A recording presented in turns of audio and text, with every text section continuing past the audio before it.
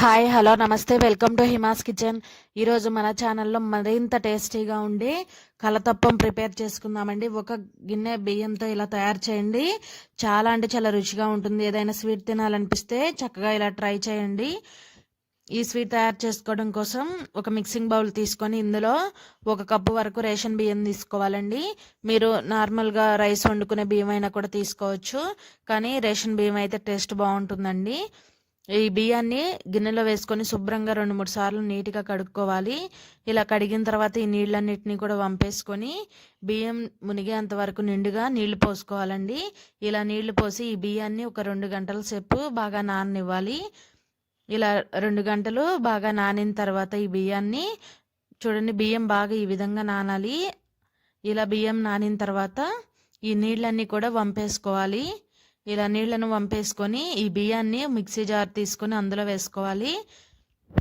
ఇలా బియ్యం అన్నీ కూడా చక్కగా మిక్సీ జార్లో వేసిన తర్వాత ఇందులో ఒక 2 యాలకులు వేసుకోండి. అలాగే ఉడికించిన అన్నం ఉంటుంది కదండి, ఒక 2 టేబుల్ స్పూన్ల వరకు ఉడికించిన అన్నం వేసుకోండి.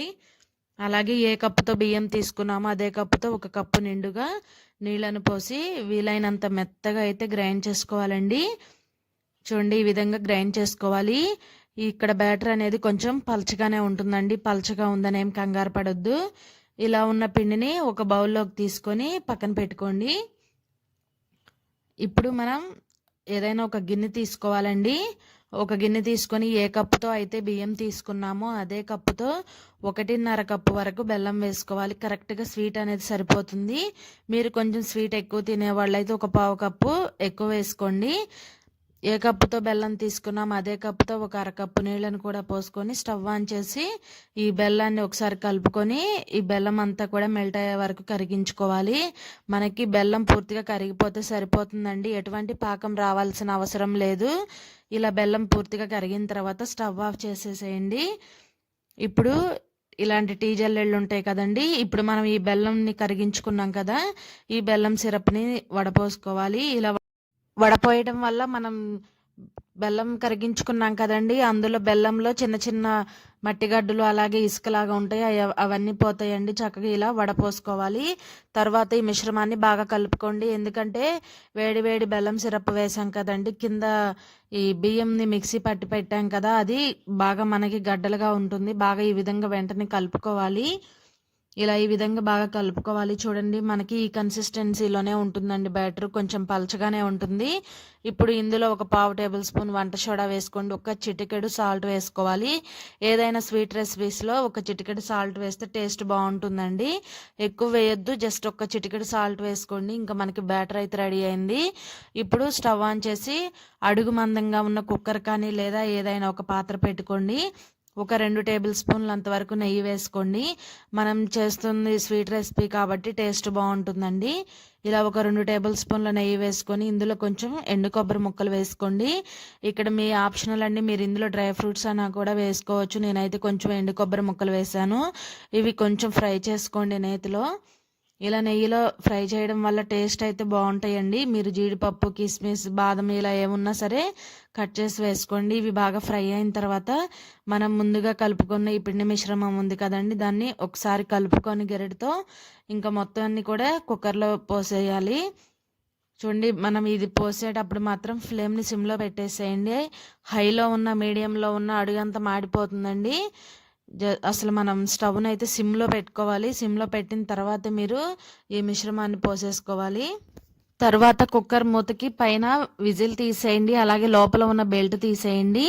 తీసేసి పైన మూత అనేది పెట్టేసుకొని 15 నిమిషాల పాటు చాలా సిమ్లో లో ఫ్లేమ్లో పెట్టి ఉడికించుకోవాలండి. అప్పుడే మనకి లోపల దాకా చక్కగా ఉడుకుతుంది. ఇలా బాగా మొత్తం కూడా ఫ్లేమ్ని తగ్గించేసేయండి. సిమ్లో పెట్టుకొని 15 నిమిషాలు ఉడికించుకోవాలి. ఒక 10 నిమిషాల తర్వాత అయితే నేను చెక్ చేసి చూపిస్తున్నా చూడండి.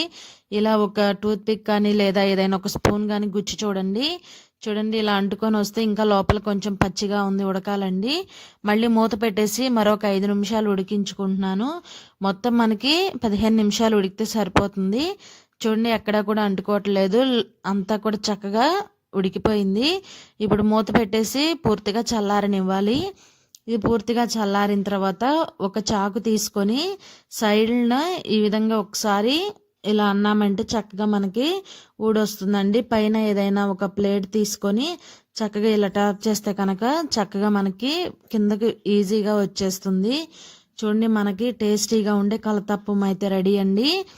చాలా అంటే చాలా టేస్టీగా ఉంటుందండి. పిల్లలైతే చాలా ఎంజాయ్ చేస్తూ తింటారు. మీకు కట్ చేసి చూపిస్తా చూడండి.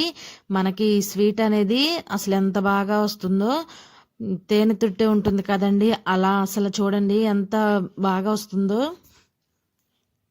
చూడండి, మీకు కట్ చేసి చూపిస్తున్నాను కదా, చూడండి అసలు ఎక్కడ కట్ చేసినా కూడా మీరు ఈ విధంగా అయితే వస్తుందండి. మనం బియ్యంని నానబెట్టి చేసాం కాబట్టి చూడండి ఇలా తేనె తుట్టెలాగా ఇలా వస్తుంది.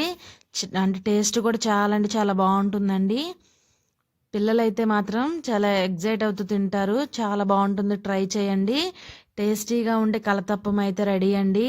ఏదైనా స్వీట్ తినాలనిపించినప్పుడు ఇలా 1 కప్పు బియ్యంతో ఇలా తయారు చేసుకోండి. మీరు మార్నింగ్ తినాలనుకుంటే నైట్ పడుకునే ముందు బియ్యం నానబెట్టేసేయండి.